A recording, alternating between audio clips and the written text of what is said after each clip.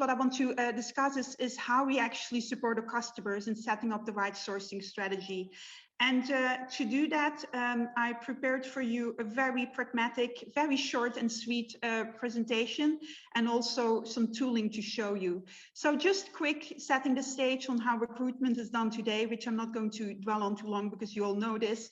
And then I want to show you a case that we have been working on together with Accenture, and then giving you also some insight on where we actually get our data from.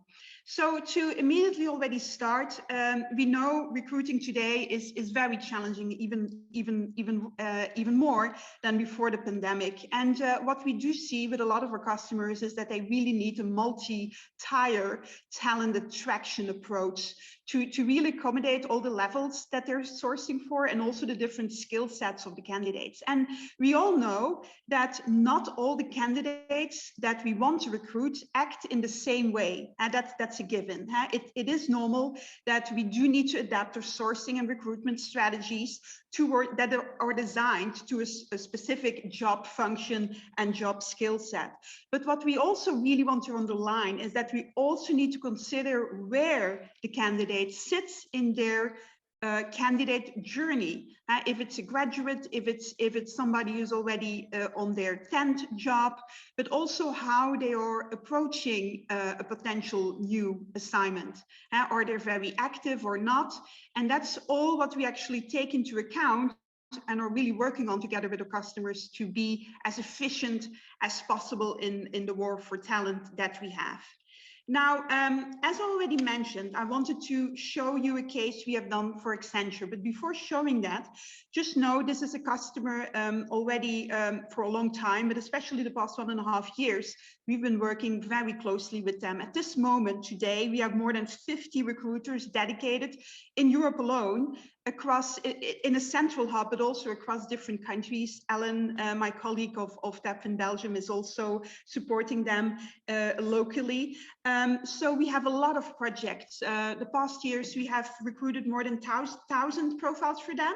But today, what I'm going to show you, because of course I also need to operate within the limits of confidentiality, I'm going to present you a project RPO that we have done for them that is actually a little bit smaller, but then I can show you how we have approached this. And the case of this, only this part, was only 50 IT profiles that we had to search for them, but they needed to be based in Switzerland. And their idea was, we want to identify people within these skill sets in lower cost countries to actually relocate to Switzerland. And also a topic is that they would not work just for Accenture internally, but they would be client-based for one of their biggest customers, a global financial company. So that was the preset. Now, what we then came back to them was very, very simple. And we just said, you need to do 3 things. First of all, Accenture, they're all about data. We don't need to tell them. They are better in that than anybody. But what we said to them is, look, you really need to understand your target group. And what we meant with that is, you need to know, or we need to know, where the people that you're searching, where they're sitting, what they're doing, what their interests are, what they are visiting online. We truly need to understand how they're living their lives today. A second part of the recommendation is to really understand then, turn that around, that data or that knowledge, into what are we going to tell them. So really construct a right value proposition. And it's not just one value proposition, but value proposition that fits several types of profiles and people in that candidate journey. So it's really a profiling of the audience. And that message we need to bring to our recruiters, because at this moment, and this is really out of the heart, and I'm saying that to you, one of the hardest people to find now, or at least to also keep interested, are IT recruiters and recruiters in a whole, because they are very, very well there are a lot of companies really want extra recruiters. So we also want to give them very meaningful jobs. So we say we don't want to connect 1,000 people. We want to be very targeted. So these people know the market, they know the skill sets you're looking for. So give them a meaningful message to bring to your audience.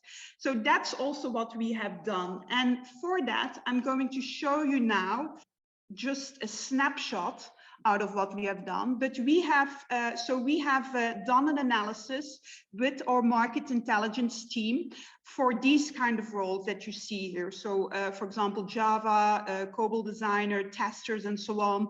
And this gives you actually an overview on all the countries that we would look for. So for example, you see that in France, there are quite a lot of these kind of profiles. However, the cost of hire is of course a little bit higher than if you look at Portugal, but there the number is lower. So what we have done high level wise is really look at the job roles, the countries that they're sitting in, the language that they speak, the competition, so the employers that are currently allocated to, because nowadays 98% of the people that you want is already in an assignment, and also the salary bandwidth. So we truly have a good understanding. And based on that, we are then actually making recommendations on where to look. Another extra thing was that they actually wanted German speakers. So for example, if you then turn on German, you see that your number of people is of course lower, but still besides Germany, you still also can find, for example, in Poland, you have Latvia is a bit low, but you still can find groups of people that is also, for example, a German speaker. So that's what we did. And then to go a little bit further, I'm going to this side. So here you can see actually on a local country level what they are interested in. And what we mean by that is, for example, how is these group of people actually set up by gender, but also education-wise, also, for example, on what they are interested in. For example, what we can actually find by doing these searches is, for example, what they're actually searching a lot on the internet besides the professional part. So, for example, for Belgium, because I selected here on Belgium because we are in Belgium, of course. For example, I saw that there was a lot of interest of MediaMarkt, IT. There was a lot of interest of certain TV channels. And there was also a lot of interest of frietjes van de frituur. We stay Belgians after all. So for the non-Dutch speaking persons, that means everything about Belgian fries, not French fries, because we are the inventors of that. But just to show you that, okay, for Belgium, it's maybe very obvious that we know that. But for example, going to the next country, Bulgaria, you will have the same level of information. So you truly can understand what triggers people to really, what makes it interested for them, specific on the job profiles that you're looking for. So I've already spoken a bit and I've still got a lot to say and to show, but I just want to pause a little bit and just ask Marleen or Janine if there are any questions or comments on this. People can, of course, share them. Yes, I think Elke, Elke, there is one question that was in the chat. How can we determine international pricing? Would that be information that is made available through this? Yeah, absolutely, absolutely. So, and again, this is just a very high level summary of a lot of data behind. But based on the information that we actually get, because again, the numbers of, well, not here, but the numbers of weights that you see in here, these are of course general ones, but we have the detail behind that on a country level, because Germany, if you look at Hamburg compared to Munich, there's already a big difference. So we have that up to city level. And yes, I'm just showing you now a high level view of talent mapping, but behind that, and that's actually also part of the rest of my presentation, you can also really drill down and really do, for example, a wage comparison. However, I do want to say, we really recommend to not just look at the salary, but really the total benefits, because what we see is, for example, the ability of remote work, the purpose of a company, I saw there of course people from Beschikken on here. I'm from Limburg, so I know you have a very charismatic CEO who's very well known, not just in the region but also in the rest of Belgium. All these things are very important, especially for the new generation. And I would really advise, besides the typical salary package and the compensation package, really look at the overall benefits and the purpose of the company to really have a value proposition in its entirety to take on to the market. Yes, I agree. Do you think there is different prices in the market for remote or not remote work? Is that common? Well, for example, Switzerland is of course a very high paid country, and they wanted to look at the lower cost countries. And of course, although people are relocating within this project, so 50 people with the whole family, so it's quite a cost, but it was more that they had so of course the payment stays very market driven. But for somebody, because eventually the top countries actually we recruited for were Czech Republic, Spain, and Portugal, although I'm not 100% sure on the order. But these are countries where the average wage is a bit lower. So people will able to actually move to Switzerland for maybe not the top salary, but for more a mediocre or even junior level. So in that sense, you can do certain savings because you make people very happy with a better improved lifestyle, but still a bit lower. So to answer your question, at this moment, we don't really see that. Honestly, at this moment, remote working is more something you offer the candidates to keep them aligned to your company. And of course, you do have those gig workers working out of Bali. That's of course there as well. But overall, yes, it can be cost effective, but it also has its limits. I do have one more question, Elke, and before we move to our next topic. This looks very impressive. This is very interesting.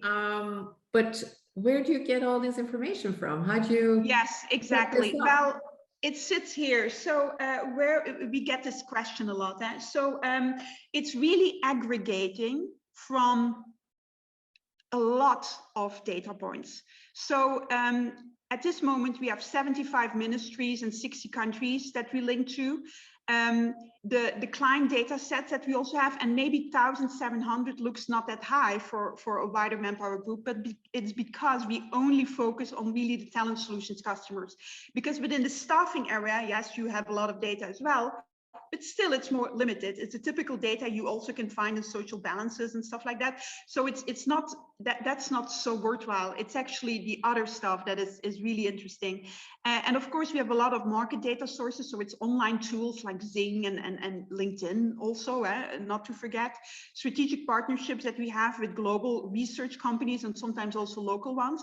But at the end of the day, it's also our analysts and what we're saying, the primary researchers that really from scratch search for information, for data, and really pull that all together.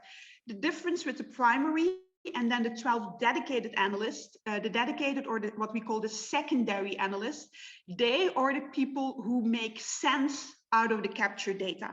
So they're going to interpret it, make it also verify it, check it, and make sure that we can really go with reliable data, consistent data to our customers, so they are in the ability to take future-proof strategic decisions based on information at hand.